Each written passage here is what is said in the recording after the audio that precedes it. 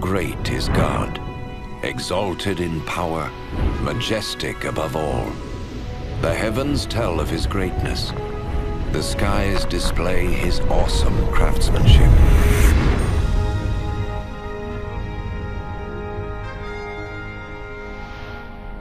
Day after day they continue to speak. Night after night they make him known. In creating the heavens, God also created the earth and formed man from the dust of the ground and breathed into his nostrils the breath of life.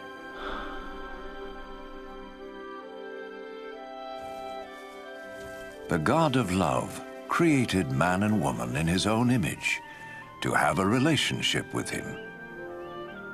And so in the beginning, they revered and honored God and lived in harmony with him.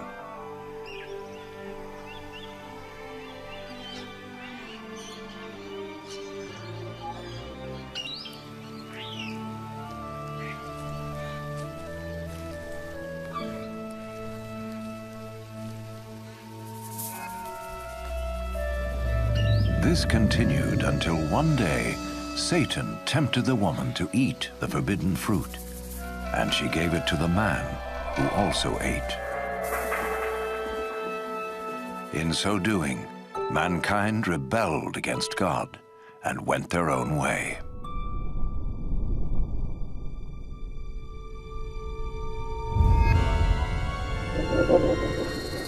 As a result of this sin, mankind was separated from God and was thrown out of the Garden of Eden.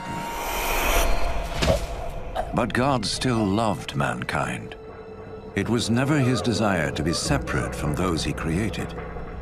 Yet how could God be holy and the source of perfect justice if he did not judge mankind for their sin?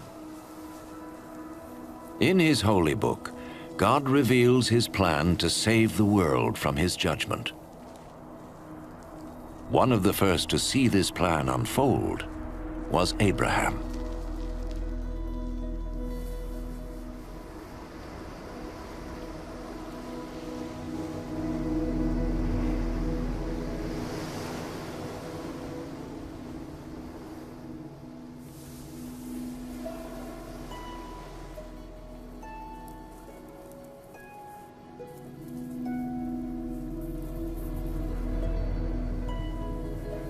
Abraham was a righteous man, whom God promised to bless and make his descendants as numerous as the sand of the sea and the stars of the sky.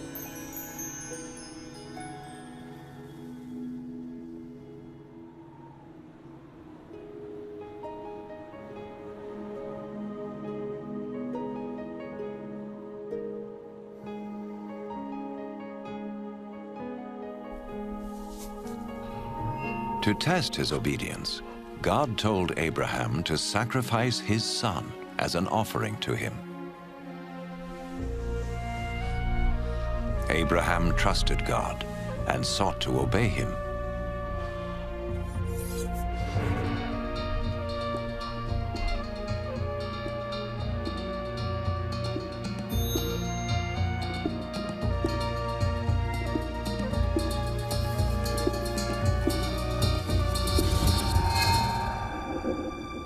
But as he raised his knife to kill his son, the angel of the Lord stopped him. He saw that Abraham feared God and was willing to obey him. Then Abraham saw a ram caught by its horns in a thicket, and he sacrificed the ram instead of his son as an offering to God. And so God showed Abraham that a lamb or similar animal was to be slain as a temporary covering for sin until God would provide his ultimate sacrifice to pay for the sins of mankind. Instead of sin separating man from God, the sacrifice would restore their relationship. The Holy Scriptures speak of one who was to come and be the ultimate sacrifice for the sins of the world, As the ram took the place of Abraham's son, so this one who would come would take man's place, so he could be forgiven. Some refer to this person as the Messiah, the one who would come and reconcile the world back to God once and for all.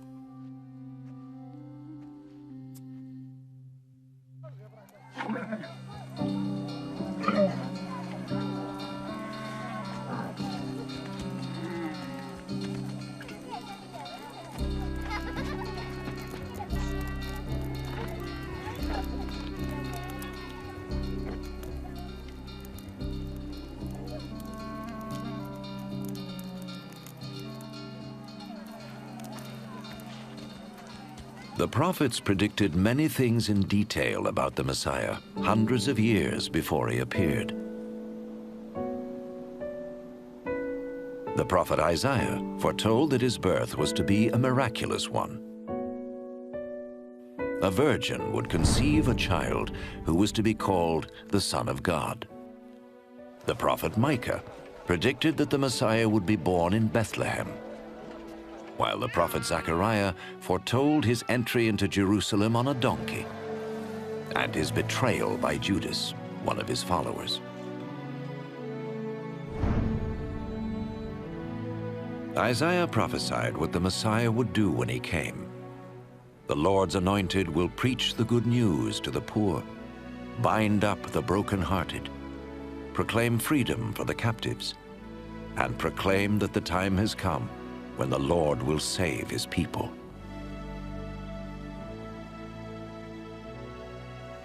So who was the Messiah? In the first century, a prophet came called Jesus. Some thought he was the one the prophet spoke about. Could this be? Did his life fulfill what was predicted of him?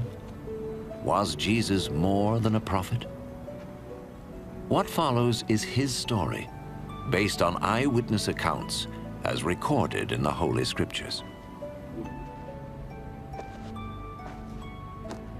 An actor plays the part of Jesus, and though no actor is worthy of such a role, it has been done so that we may understand and benefit from the life of Jesus.